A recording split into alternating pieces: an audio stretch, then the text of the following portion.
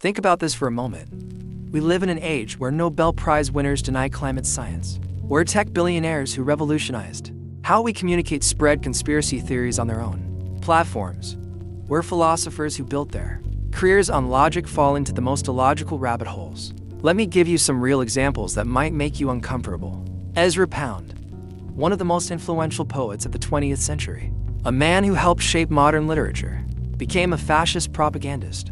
Kary Mullis, who won the Nobel Prize for inventing PCR, the technology that made COVID testing possible, spent his later years denying HIV causes AIDS and believing in astrology. James Watson, who discovered the structure of DNA, repeatedly made racist claims about intelligence.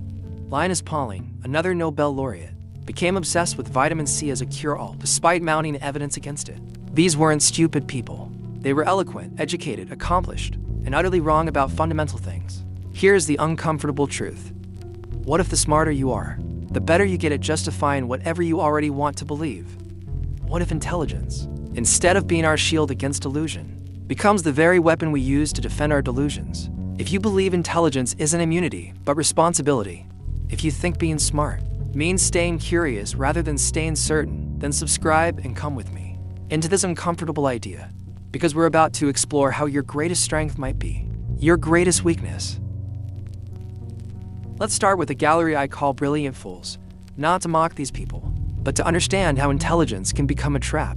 Stefan Molyneux started as a philosopher discussing ethics and rational thought.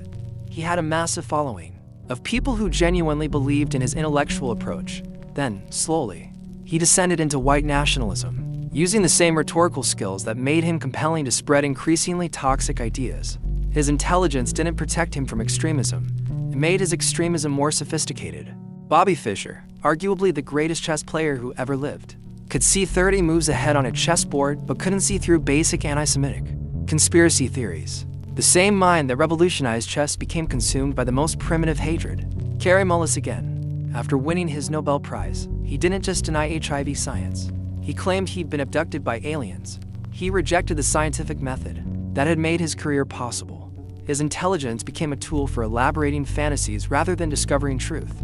But here's what's really disturbing. These aren't isolated cases. History is littered with brilliant minds who use their intelligence to build elegant prisons for terrible ideas. The scientists who promoted eugenics in the early 20th century weren't quacks. They were professors at Harvard, Stanford, Princeton. They published in prestigious journals. They had data, statistics, complex theories. They were wrong, catastrophically wrong, but they were sophisticated in their wrongness. Carl Jung, one of the founders of psychology, became fascinated with Nazi ideology. Martin Heidegger, perhaps the most influential philosopher of the 20th century, joined the Nazi Party and used his philosophical framework to justify it. These people didn't lack intelligence. They lacked something else, something that intelligence alone cannot provide. What they lacked was the wisdom to recognize that being smart doesn't make you immune to being spectacularly wrong. So, what's actually happening here? Why does intelligence sometimes make us more wrong, not less? The answer lies in understanding what psychologists call motivated reasoning. When we want to believe something, when we have an emotional or social investment in an idea, our intelligence doesn't help us find the truth. Instead, it helps us defend whatever we already believe. Think of it this way: your brain is like a lawyer, not a scientist. A scientist gathers evidence to discover what's true. A lawyer gathers evidence to win the case. And the smarter the lawyer, the better they are at finding evidence for their predetermined conclusion. Here's the key insight: intelligence amplifies whatever thinking pattern you're already using. If you're thinking like a scientist, genuinely curious, willing to be wrong, intelligence helps you discover truth faster. But if you're thinking like a lawyer, trying to win, trying to be right, intelligence helps you build more convincing arguments for wrong ideas. Let me give you 4 specific ways this happens. First, the bias blind spot. Smart people know about cognitive biases. They can spot confirmation bias in others. But knowing about bias doesn't make you less biased. It makes you think you're less biased. You become blind to your own blindness. Second, Dunning-Kruger in reverse. We know that ignorant people overestimate their knowledge, but experts do something equally dangerous. They overestimate their expertise outside their domain. A brilliant physicist thinks they understand economics. A successful entrepreneur thinks they understand politics. Intelligence in one area creates false confidence in all areas. Third, sophisticated confabulation. Smart people are better at generating explanations. When they have a gut feeling or an emotional reaction, they don't just go with it. They build elaborate rational justifications. The explanation feels so logical that they forget it started with a feeling, not a fact. Fourth, the dopamine of being right. Every time you win an argument, every time you prove someone wrong, your brain releases dopamine. It feels good to be smart. It feels good to be right. And the smarter you are, the more opportunities you have to get this hit. You become addicted to being right rather than committed to finding truth. This is what David Robson calls the intelligence trap in his research. He found that people with higher IQs are more likely to fall for certain types of misleading arguments, not less likely, because they're better at finding ways to make bad arguments sound good. Here's a study that will blow your mind. Researchers gave people logical reasoning problems, but with politically charged content. The better people were at math, the more likely they were to get the wrong answer when the correct answer contradicted their political beliefs. Mathematical ability didn't make them more logical. It made them more capable of motivated reasoning. Being smart is like owning a sharp knife. In the right hands, it can prepare a feast. In the wrong hands, it cuts through your own ability to listen, to learn, to change your mind. Intelligence without wisdom is just eloquent stupidity. Let's dig deeper into what's happening in your brain when intelligence becomes a trap. When neuroscientists scan the brains of people defending their beliefs, something fascinating happens. The areas associated with physical pain light up when their beliefs are challenged. Your brain literally experiences intellectual challenge as physical threat. But here's the kicker. When you successfully defend your belief, when you win the argument, your brain releases dopamine, the same chemical involved in addiction. You get a hit of pleasure from being right, and your brain wants more. The smarter you are, the more ways you can be right. The more ways you can be right, the more dopamine hits you get. The more dopamine hits you get, the more addicted you become to the feeling of intellectual superiority. This creates what I call cognitive overfitting. In machine learning, overfitting happens when a model becomes so good at explaining the training data that it can't generalize to new situations. It mistakes noise for signal. Smart people do the same thing. They become so good at building complex explanations for their existing beliefs that they can't recognize when those beliefs are wrong. They mistake complexity for truth, sophistication for accuracy. Think about conspiracy theorists for a moment. The most persistent conspiracy theorists aren't stupid.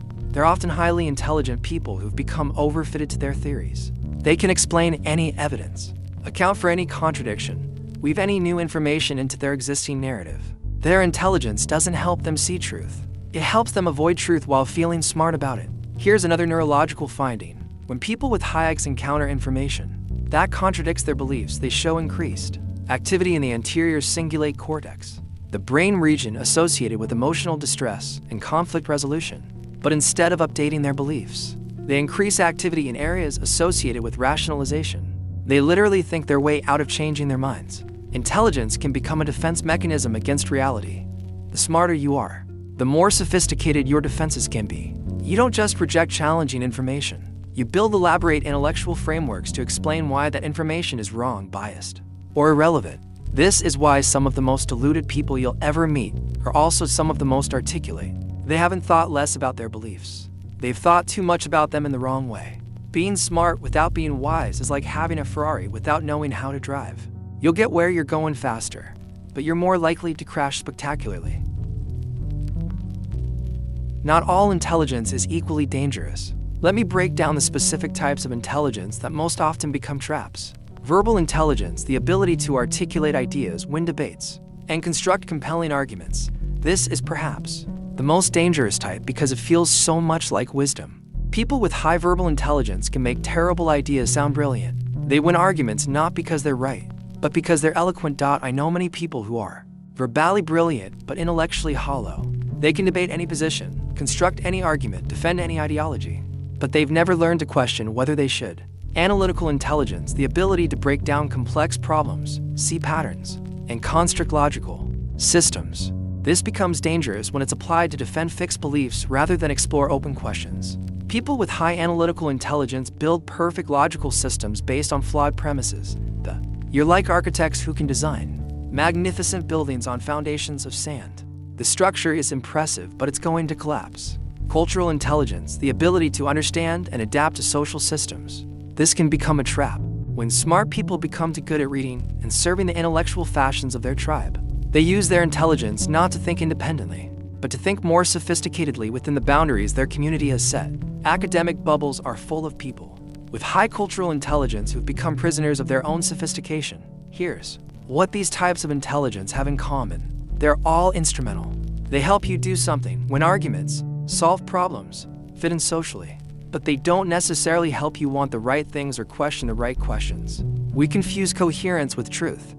We mistake eloquence for wisdom. We assume that being good at argument means being good at insight. But intelligence without curiosity is just sophisticated ignorance. Intelligence without humility is just articulate arrogance. Intelligence without wisdom is just educated foolishness. The most dangerous person in any room is often the smartest person who doesn't know what they don't know and doesn't want to find out. If this is making you uncomfortable, good. That means your intelligence hasn't turned into armor yet. It means you're still thinking like a scientist rather than a lawyer. But here's what I want you to do right now. Think about the last time you changed your mind about something important, not something trivial, not some minor detail, but something that mattered to you, something you defended, something you'd built part of your identity around. How long ago was it? How did it feel? Did you resist the change? Or did you embrace it? If you can remember feeling proud of changing your mind, if you can remember the moment when being wrong felt like a victory rather than a defeat, then you understand what we're really talking about here. Hit the like button if you've ever caught yourself defending an idea just because you didn't want to be wrong. And share this video with someone who thinks clearly, but might not be thinking critically. Because what we're about to explore next are the strategies that can turn your intelligence from a trap into a tool for discovering truth. So, how do we escape the intelligence trap? How do we use our smarts to get smarter rather than to get more wrong? The answer comes from Julia Galef's concept of scout mindset versus soldier mindset. A soldier fights to win. A scout explores to understand. Most smart people are excellent soldiers. They're trained to defend positions, win arguments, prove points, but wisdom requires becoming a scout. Here are the specific strategies. Strategy 1. Replace certainties with hypotheses instead of saying, I believe X. Say my current hypothesis is X. This small language change rewires your brain. Beliefs feel permanent. Hypotheses feel temporary. Testable, updatable. When someone challenges your hypothesis, you don't feel attacked. You feel curious. What evidence might update this? What would make me change my mind? Strategy 2. Right to understand. Not to prove. Most smart people right to demonstrate their intelligence, to prove their points, to win arguments. But try this. Right to understand your own thinking. Right to discover what you actually believe and why. Keep a confusion journal. When you encounter ideas that don't fit your worldview, don't immediately argue against them. Write about why they confuse you. What assumptions are they challenging? What would have to be true for them to make sense? Strategy 3. Cultivate intellectual adversaries. Surround yourself with people who are smart enough to challenge you and kind enough to do it constructively. Not people who disagree with everything you say, but people who disagree with you about important things and can articulate why. Most smart people surround themselves with intellectual yes men, people who admire their intelligence but don't challenge their thinking. This is comfortable but deadly. Strategy 4. Practice cognitive humility. Before you argue against any position, spend 5 minutes arguing for it. Try to understand it so well that you could defend it convincingly. This doesn't mean you'll change your mind about everything, but it means you'll understand what you're disagreeing with. The goal isn't to become wishy-washy or to lose all conviction. The goal is to hold your convictions lightly enough that you can examine them honestly. Strategy 5. Celebrate micro-change. Most people think changing your mind means dramatic reversals. Going from conservative to liberal, from religious to atheist, from capitalist to socialist. But real intellectual growth happens through micro-changes, small updates, minor adjustments, subtle shifts in understanding. Learn to notice and celebrate these micro-changes. I used to think X, but now I think X with this important caveat. I still believe Y, but I understand the strongest objection to it better now. Strategy 6. Take cognitive pause before you argue against anything. Pause and ask, am I trying to understand this? Or am I trying to defeat it? If you're trying to defeat it, you're thinking like a soldier. If you're trying to understand it, you're thinking like a scout. Most intelligent people argue too quickly. They hear the beginning of an idea and immediately start constructing counter-arguments. But the highest form of intelligence isn't quick refutation, it's deep comprehension. The smartest people I know are always the most curious and the least certain. They ask more questions than they answer. They explore more than they explain. They scout more than they soldier. Here's the deepest truth about intelligence. Maybe the real stupidity of intelligence is the belief that it's enough. We live in a culture that worships IQ, that treats intelligence as the highest virtue, that assumes smart people will naturally make good decisions and find truth. But intelligence without wisdom is just sophisticated foolishness. Intelligence without humility is just articulate arrogance. The most dangerous people in history weren't the stupid ones. They were the intelligent ones who thought their intelligence made them immune to error. The ideologues, the fanatics, the demagogues, they weren't dumb. They were smart people who used their smarts in service of fixed ideas rather than open inquiry. Herbert Marcuse wrote about repressive rationality, the way rational thinking can become a tool of control rather than liberation. When intelligence serves ideology rather than truth, when smart people use their smarts to justify rather than question, rationality becomes its own prison. The intelligence that cannot laugh at itself becomes the most dangerous intelligence of all, because it cannot be corrected, cannot be taught, cannot be reached. But here's the beautiful thing about recognizing the intelligence trap. Once you see it, you can't unsee it. Once you understand how your smarts can make you stupid, you can start using your intelligence in service of wisdom rather than ego. Wisdom doesn't scream, it reflects. Wisdom doesn't prove, it explores. Wisdom doesn't win arguments, it discovers truth. The highest form of intelligence isn't proving you're right, it's staying open to being less wrong. And the smartest people I've ever met share one quality: they're always ready to discover that something they believed yesterday is wrong today. Not because they're wishy-washy, but because they're committed to truth over comfort, growth over consistency, wisdom over winning. That's the intelligence worth cultivating. That's the intelligence worth respecting. That's the intelligence that might actually make the world better instead of just making us feel smarter. So here's my question for you. When was the last time you realized you were wrong about something important and felt proud of that realization, rather than ashamed of it? Drop a comment and tell me about a time when changing your mind felt like a victory. Because in a world full of people using their intelligence to defend their ignorance, there's nothing more radical than using your intelligence to discover your own mistakes. And if this video challenged something you believed, if it made you uncomfortable, if it made you question not just what you think but how you think, then subscribe. Because that discomfort, that's not a bug in your thinking. That's a feature. That's the beginning of wisdom.